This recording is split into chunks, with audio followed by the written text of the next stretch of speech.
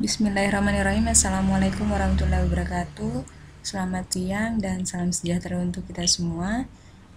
Semoga tetap sehat-sehat semua ya, dan tetap semangat karena kita akan melanjutkan pembahasan berkaitan dengan viktimologi. Hari ini kita akan mengawali dengan memulai membahas tentang apa sih sebenarnya perbedaan viktimologi dan kriminologi. Dalam viktimologi ya akan kita bahas berkaitan tentang masalah korban.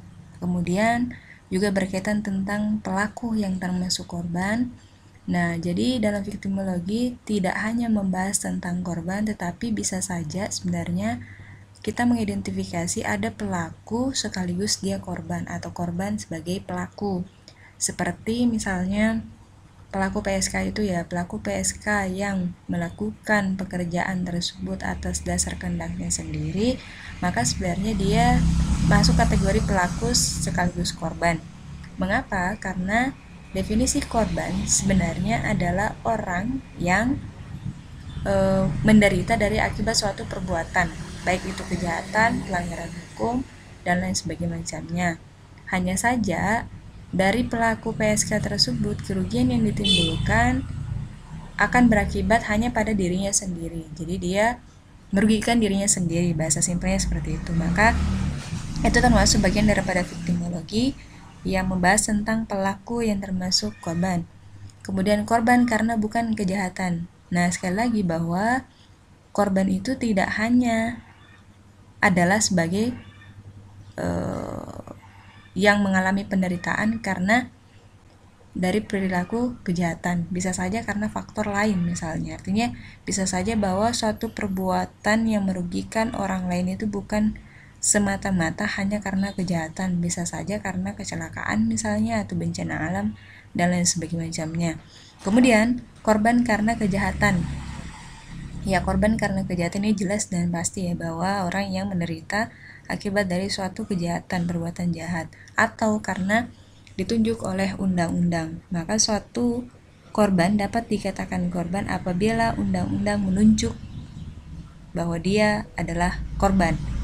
Sedangkan dalam kriminologi, di kriminologi ada 3 pembahasan penting yang harus kita pahami. Yang pertama adalah tentang pelaku kejahatan itu sendiri, kemudian tentang perbuatan jahat tersebut dan reaksi masyarakat terhadap keduanya.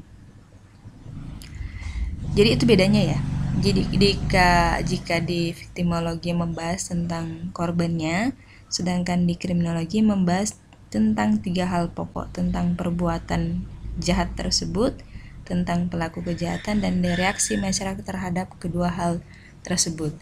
Sedangkan dalam kriminologi sebenarnya kurang lebihnya atau sedikit banyaknya kejahatan itu terjadi karena adanya partisipasi dari si korban itu sendiri. Dalam artian begini, orang melakukan kejahatan seperti yang dikatakan oleh Bang Napi ya, bahwa kejahatan itu tidak hanya terjadi karena adanya niat, tetapi karena bisa saja karena adanya kesempatan. Nah, kesempatan ini adalah bisa saja bentuk partisipasi dari si korban. Seperti contoh misalnya ibu-ibu yang memakai emas yang banyak di tangannya itu bisa memicu orang lain untuk melakukan aksi kejahatan. Sedangkan dalam simposium viktimologi di Yerusalem tersebut menghasilkan temuan baru dalam perkembangan ilmu viktimologi, bahwa ilmu kriminologi dan viktimologi itu adalah suatu rangkaian ilmuwan yang saling berkaitan dan merupakan ilmu yang saling berhubungan dengan ilmu-ilmu lain. Kemudian menemukan bahwa ternyata kejahatan itu tidak hanya disebabkan oleh faktor-faktor tertentu, tetapi bisa saja karena adanya relationship ya, criminology of relationship, artinya nyambung dengan pembahasan sebelumnya bahwa kejahatan itu bisa saja disebabkan adanya partisipasi oleh si korban, seperti itu. Kemudian tujuan dari new victimology, ada beberapa tujuan dari new victimology, dari perkembangan victimology yang saat ini ya, bahwa ilmu victimology membantu kita untuk menganalisis berbagai aspek yang berkaitan dengan korban. Jadi ada banyak sekali perspektif yang sangat luas tentang korban, ya, tentang korban. Karena korban itu bisa saja bukan hanya dari perspektif dia adalah korban kejahatan, tapi bisa saja pelanggaran hukum lah atau karena aspek lain. Kemudian, selain itu tujuan dari victimologi adalah berusaha untuk memberikan penjelasan sebab-sebab terjadinya viktimisasi dan membangun sistem tindakan guna mengurangi penderitaan manusia. Artinya gini, jika suatu kejahatan yang dapat menimbulkan kerugian dan penderitaan oleh manusia, maka seharusnya dihindarin. Seperti itu. Kemudian objek kajian viktimologi yakni ada kriminologi, viktimologi kriminal, penal, politik, ekonomi, family, medik, pemerintahan atau government, keagamaan, struktur sosial dan etnik. Maka seperti pembahasan yang lalu, baik itu viktimologi maupun kriminologi adalah ilmu yang tidak terpisah dari ilmu lain. Jadi menarik sekali sebenarnya membahas tentang viktimologi dan kriminologi itu, karena kita akan menyelami bagaimana suatu kejahatan itu bisa menimbulkan korban misalnya. Kemudian bagaimana suatu perbuatan itu bisa menyebabkan kerugian terhadap korban misalnya. Atau misalnya kalau kajiannya adalah kriminologi, bagaimana suatu kejahatan itu bisa terjadi misalnya. Bahkan sebenarnya bisa saja ya, kejahatan itu ya ini kan kita sedikit lah menyentuh tentang kriminologi. Saya yakin kalian juga paham. Misalnya dalam kriminologi itu kan makanan itu kan sebenarnya bisa saja menjadi pemicu orang melakukan kejahatan misalnya. Taruhlah misalnya di Arab Saudi ya, ini keluar konteks, di Arab Saudi itu kan tanahnya gersang, panas. Makanya perempuan-perempuan banyak yang betul-betul menutup berhijab ya, dalam artian seperti hijab ya. Selain itu,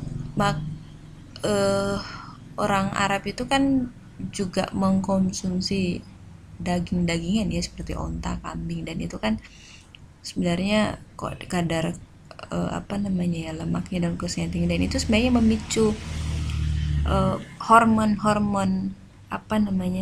seksualisnya itu tinggi, dan itu bisa saja memicu orang untuk melakukan aksi agresivitas terhadap orang lain. Makanya saya bilang mengkaji tentang viktimologi dan kriminologi itu sangat luas perspektifnya.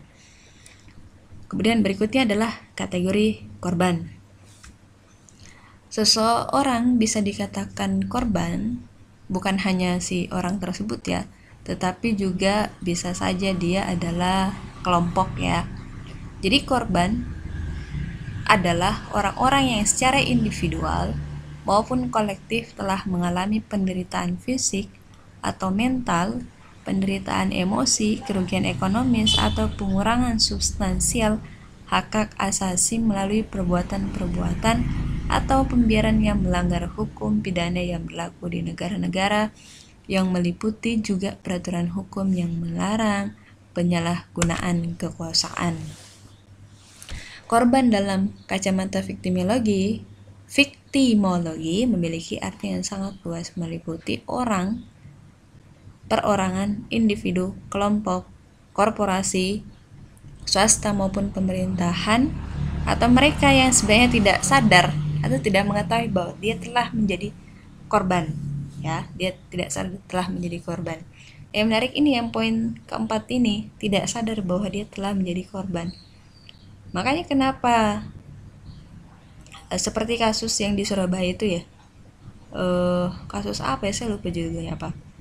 Intinya kasus tersebut berkodok penelitian yang korbannya adalah para perempuan-perempuan, pelakunya adalah seorang pria. Nah ini baru ditelusuri apakah si pria yang punya kecenderungan kelainan ini memang sakitkah, ataukah memang itu ada motif-motif tertentu. Dan lucunya si perempuan ini yang dibungkuskan kafan itu tidak menyadari bahwa dia adalah korban. Nah, maka dari itu pembahasan tentang viktimologi kita bisa menganalisis apakah kita masuk dalam jejaring korban atau tidak, karena setiap kita maupun kelompok punya potensi untuk menjadi korban. Maka dari itu kita perlu mengetahui bahwa kita sebenarnya harus bisa lebih peka dan mempelajari situasi, dan selain itu bisa memahami hak-hak kita. Jadi karena kita punya potensi untuk menjadi korban, maka seharusnya itu dihindari. Misalnya janganlah memakai perhiasan yang mencolok yang bisa memicu orang lain untuk melakukan aksi kejahatan kepada kita. Seperti itu. Selain itu memang kita harus menyadari bahwa hak-hak dan kewajiban kita itu seperti apa.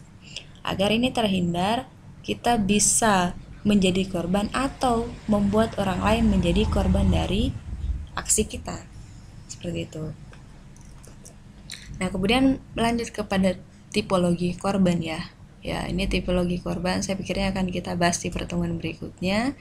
Ini silakan dicermati pembahasan slide sebelumnya, bahwa sebenarnya korban itu, pembahasan tentang korban atau viktimologi, ilmu yang sangat kompleks sekali, karena dalam viktimologi itu kita dapat memahami